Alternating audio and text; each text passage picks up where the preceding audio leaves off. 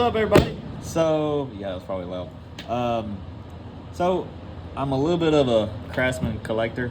I've had Craftsman tools since, I'm 28, so I guess I started getting into tools when I think I got my first set when I was 14.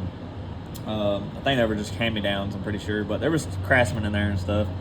Well, all these years later, I've collected, tons of tools and, manuals. And what's crazy is this is the first time I've ever seen one of these, because I'm always needing to sharpen drill bits, and usually I just, get done with one, I throw it in the box. I don't ever throw them away unless they break. But sometimes even when they break, they only break a little bit or something. You still got, some drill bit to use. It's called them shorties or stubbies, whatever you want to call them. So I came across this about, I don't know, it's probably, I think it's been 3 days now. I got this about 3 days ago, I guess, according to this video. So I paid $10 for this. I had no idea they even made one of these. So I'm just gonna get right into it and we'll talk a little more. So it's in the original box. I thought this was pretty cool. Even it's still got the price tag on there, which is, I think it, at the time, maybe, I don't know if that's a flea market. No, it says Sears Roebuck and Co. Sticker on it. So it was $6 at the time.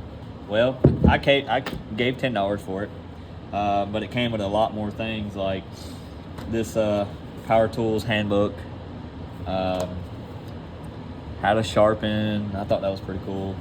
The radio saw that is actually currently behind the camera that I got for $10 as well, and it works. Here's another book, the owner's manual. Let's see, the know-how and all that. Power Tools.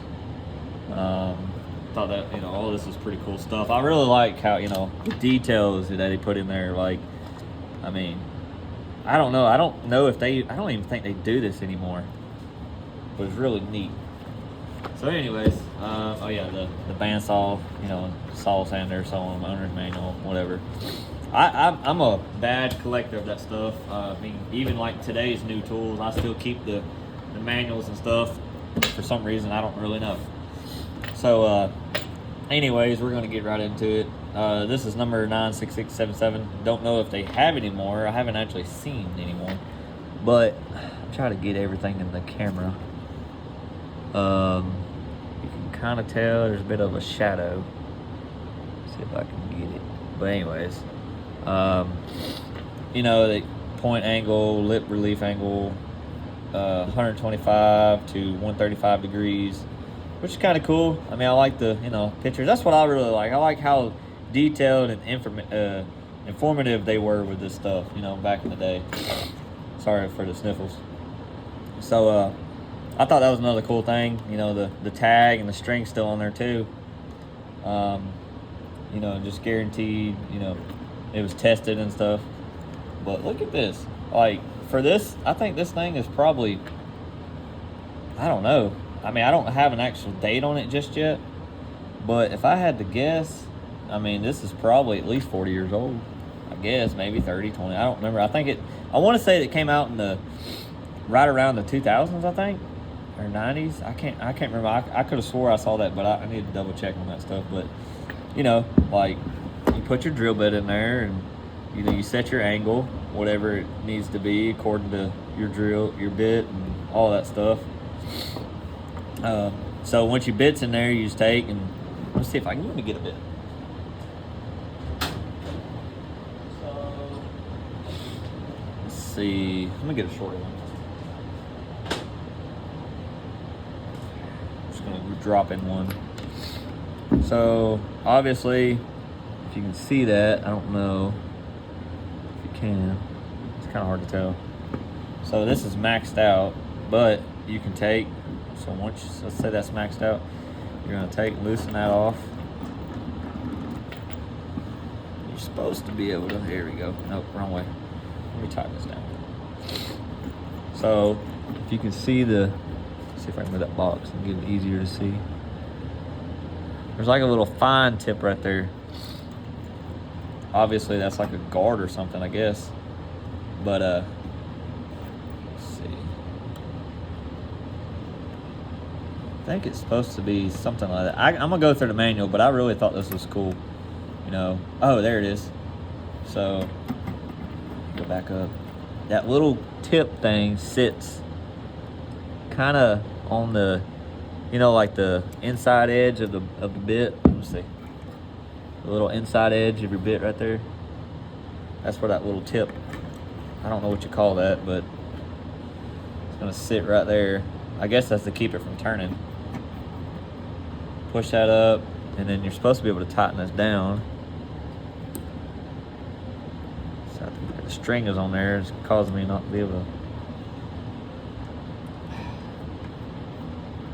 I need to move that string off there. But anyways, it'll tighten it down to where it can't move. That way you can take and on the book and everything, it says it needs to be used on the side of the wheel to sharpen your bit and stuff. But I thought I thought it was a cool little idea and very cool tool to show off. That I don't know if it's kind of if it was a common thing back then. But I definitely never seen one. It's the first one I've owned. But the more I collect, the more cool things I find from back in the day. So anyways, I might upload another video of actually putting it into use. But I got to get another bench grinder. So over the years, I've collected all different brands and stuff. And well, just recently, or I should say as of now, I've started collecting just Craftsman only, the old stuff. I'm okay with the new stuff, I guess, especially their hand tools. They lifetime warranty, so buy it once and pretty much don't have to buy it again, so that's cool. But anyways, yeah, so I mean that's pretty much it. There might be some other videos out there, I don't really know, but even, let's see if you can see that, the patent number and all that. It's pretty cool.